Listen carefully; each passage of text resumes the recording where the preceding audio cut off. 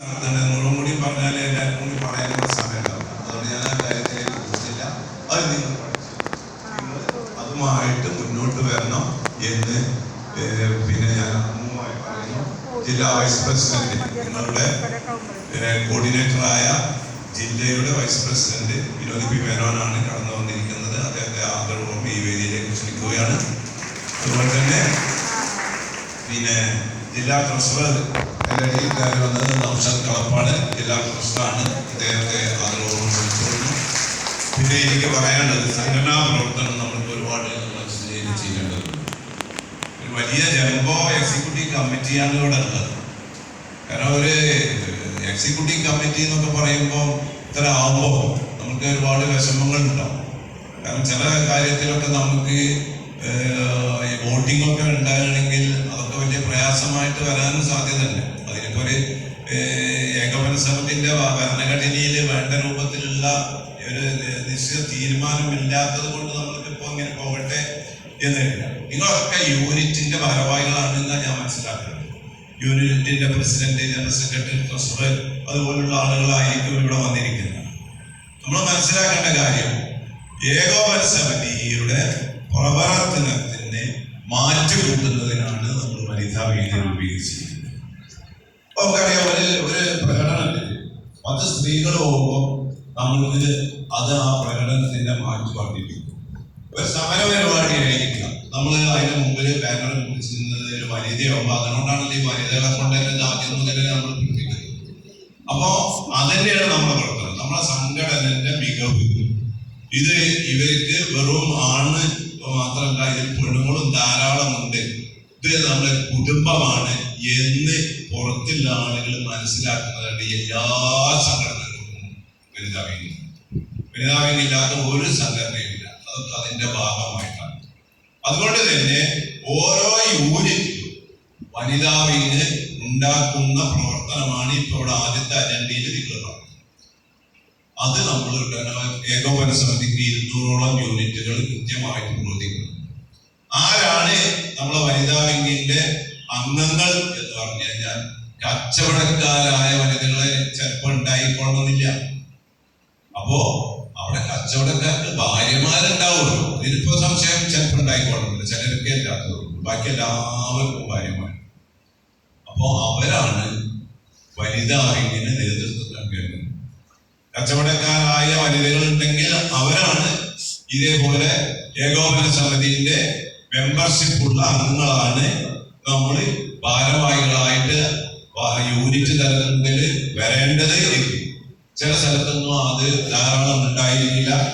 അതുകൊണ്ട് തന്നെ നമ്മളെ ഭാര്യമാര്, നമ്മളെ മക്കള്, ഇവരൊക്കെ തന്നെയാണ് വനിതാ വിംഗിന്റെ പ്രവർത്തകന്മാരായിട്ട് യൂണിറ്റിൽ നിന്ന് വരുന്നത്.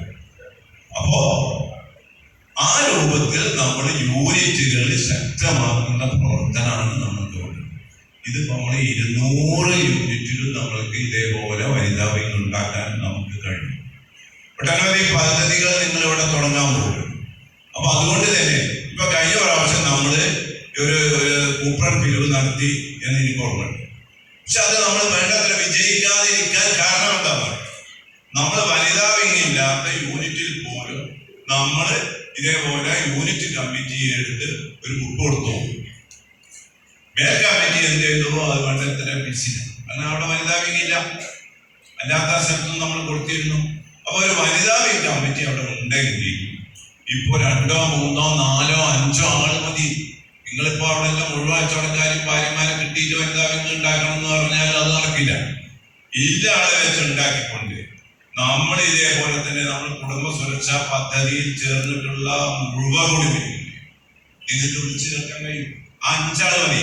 ഒരു 5 ആള് ഏതെങ്കിലും സ്ഥാപനം നടത്തുന്ന 5 ആള്, അല്ലെങ്കിൽ ഏതെങ്കിലും നേതാക്കന്മാരുടെ 5 ഭാര്യമാരെ നമ്മൾ ചേർന്നുകൊണ്ട് നമ്മൾ ആ യൂണിറ്റില് എന്തായാലും യൂണിറ്റ് തലത്തിൽ ഒരു 50 ആളെങ്കിലും ചേരാത്ത ഒരു യൂണിറ്റും മലപ്പുറം ജില്ലയിലില്ല. അവർക്കൊക്കെ ഭാര്യമാരെ ചേർത്തുകൊണ്ടാണ് ആ പദ്ധതി ഇവിടെ മനസ്സിലാക്കിയത്.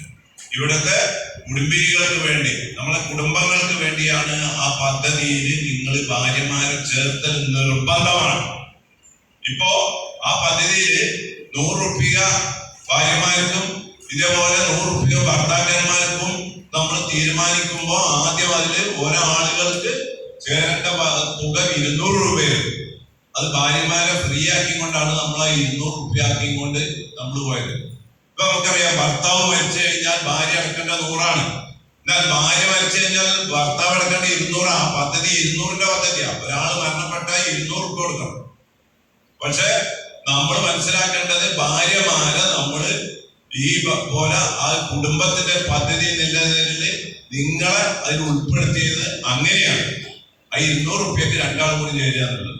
അതുകൊണ്ടാണ് ഭർത്താവ് മരിച്ചാൽ ഭാര്യ 100 രൂപ അടച്ചാൽ. എന്നാൽ ഭാര്യ മരിച്ചിട്ടാണെങ്കിൽ ഭർത്താവ് വീണ്ടും 200, അദ്ദേഹത്തിന് കല്യാണം കഴിക്കുന്നത് വരെ 200. അതല്ലെങ്കിൽ അയാൾ പുറത്തു. അതുപോലെ തന്നെ നമ്മൾ മരണപ്പെടുമ്പോൾ ഭാര്യയുടെയും ഭർത്താവിന്റെയും അക്കൗണ്ടിൽ പ്ലസ്സിലായിരിക്കണം. അതായത് 100 രൂപയെങ്കിലും വേണം. മനസ്സിലായില്ലേ? ഞാൻ ഭാര്യന്റെ അടക്കാതെ പോയി കഴിഞ്ഞാൽ മരിച്ചാൽ എനിക്കും കിട്ടില്ല. അതുകൊണ്ട് നിർബന്ധം. അത്തരം തീരുമാനങ്ങളൊക്കെ ഉണ്ടാക്കുന്നത് നിങ്ങൾക്ക് വേണ്ടിയിട്ടാണ് എന്ന് നിങ്ങൾ മനസ്സിലാക്കുക. ഇപ്പൊ ഞാൻ സിംഗിളായിട്ട് ചേർന്നാച്ചെങ്കിൽ സിംഗിളായിട്ട് 200 രൂപ വീതം അടക്കണം. ഭാര്യ ഉണ്ടെങ്കിൽ ഭാര്യക്കും കൂടി അത് മതി. അത് നിങ്ങൾ മനസ്സിലാക്കുക. അതുപോലെ തന്നെ മരണപ്പെട്ട് കഴിഞ്ഞാൽ ഭർത്താവ് വീണ്ടും 200 അടക്കണം, ഭാര്യ 100 അടച്ചാൽ മതി. ഇതേപോലെ ചികിത്സാ സഹായം കിട്ടണമെങ്കിൽ ഭർത്താവും ഭാര്യയുടെയും അക്കൗണ്ടിൽ 500 രൂപ വേണം. ഇത് എന്തുകൊണ്ടാണ് ഉണ്ടാക്കിയത് വെച്ചെങ്കിൽ, ഭർത്താവിന്റെ അക്കൗണ്ടിൽ 500 രൂപ ആക്കിയിട്ട് ഭാര്യനെ നമ്മൾ തള്ളിവിടുകയാണെങ്കിൽ അത് നടക്കരുത്. ഈ പദ്ധതി അങ്ങനെയാണ്. ഇത് കുടുംബ സുരക്ഷാ പദ്ധതി എന്ന് പറഞ്ഞാൽ നിങ്ങളെ സംരക്ഷിക്കാൻ ഉണ്ടാക്കിയതാണ്. അതുകൊണ്ട് തന്നെ നമ്മൾക്ക് കൃത്യമായിട്ട് അത് നോക്കിക്കൊണ്ടുപോകേണ്ട ഉത്തരവാദിത്വവും നിങ്ങൾക്കാണ്. കുടുംബ സുരക്ഷാ പദ്ധതിയിൽ ഭർത്താക്കന്മാർ പല തിരക്കിന്റെ അടിയിൽ റീചാർജ് ചെയ്യുന്ന മറക്കുന്ന സ്വഭാവം ഉണ്ടെങ്കിൽ അത് കൃത്യമായിട്ട് നിങ്ങളെ മൊബൈലിൽ കൂടി ഇത് റീചാർജ് ചെയ്യേണ്ട ഉത്തരവാദിത്വം നിങ്ങൾക്കുണ്ട്. അത്തരം കാര്യങ്ങൾ നിങ്ങൾ ശ്രദ്ധിക്കണം എന്ന് അമ്പമായി പറയാം. അപ്പൊ ഞാൻ ഈ ഇതിൽ വിട്ട് ഇവിടെ പലരും സംസാരിക്കാനുള്ളതുകൊണ്ട് ഞാൻ അത്തരം കാര്യങ്ങളിലേക്ക് ഒന്നും പോകുന്നില്ല. നമ്മള് കുടുംബ സുരക്ഷാ പദ്ധതിയൊക്കെ പറ്റി പറയാൻ അതിന്റെ കോർഡിനേറ്റർ തന്നെയാണ് താമസം. അവരൊക്കെ പറയാൻ എന്നുള്ളതുകൊണ്ട് ഞാൻ പറയുന്നില്ല. നമ്മളിപ്പോ പുതിയതായിട്ട് നമ്മളൊരു പദ്ധതി തുടങ്ങുന്നു. വൈബ്സ് എന്നാണ് അതിന്റെ പേര്. ഇപ്പൊ കുടുംബ സുരക്ഷാ പദ്ധതി പോലെ തന്നെ ഒരു പദ്ധതിയാണ് നമ്മൾ തുടങ്ങുന്നത്. അത് എന്തിനാണ് തുടങ്ങുന്നത് എന്നെങ്കിൽ, നമ്മൾക്ക് തൊഴിൽ സംരംഭങ്ങൾ തുടങ്ങണം. ഇപ്പൊ നമ്മൾ പല സംരംഭങ്ങളുള്ള ആളുകളായിരിക്കും. നിങ്ങളിൽ പലതും ഉണ്ടാക്കി നമ്മൾ ഇതേപോലെ വിൽക്കുന്നത്, പല സംഗതികളും ബേക്കറി പോലത്തെ സാധനങ്ങളൊക്കെ നിങ്ങൾ വിൽക്കുന്നുണ്ട്. പക്ഷെ ഇതിനൊക്കെ നമ്മൾ വീടും അതുപോലെ തന്നെ നമ്മൾക്ക് പൊതുവായിട്ടുള്ള സ്ഥലങ്ങളിൽ മൊത്തമായിട്ട് നമ്മൾക്ക് ഇത് ഉണ്ടാക്കി അതിന്റെ തൊഴിൽ നമ്മൾക്ക് ലഭിക്കുകയും നമ്മളെ മക്കൾക്ക് ഇതേപോലെ അതിന്റെ വിതരണം നമ്മൾക്ക് നടത്തുകയും അതുപോലെ നമ്മളെ കച്ചവട സ്ഥാപനങ്ങളിൽ നമ്മൾക്ക് വിൽക്കാൻ പറ്റുന്ന രൂപത്തിലുള്ള ഒരു പദ്ധതിയാണ് ഇത്. അതുപോലെ അതിന് മുതൽ മുടക്കുന്നവർക്ക് ലാഭം കിട്ടുന്ന രൂപത്തിലുള്ള ഒരു പദ്ധതിയാണ് വൈബ്സ്. ഇപ്പൊ നമ്മൾ രൂപകൽപ്പന ചെയ്ത് ഇതിന്റെ പ്രവർത്തനം നടന്നുകൊണ്ടിരിക്കുന്നത്. അപ്പൊ എനിക്ക് നിങ്ങളോട് പറയാനുള്ളത്, നിങ്ങളൊക്കെ പല സംരംഭങ്ങളും നടത്തുന്ന ആളുകൾ ഉണ്ടായിരിക്കും. വൈബ്സിൽ നിങ്ങൾ എല്ലാവരും ചേരും. അത് വിജയിച്ച്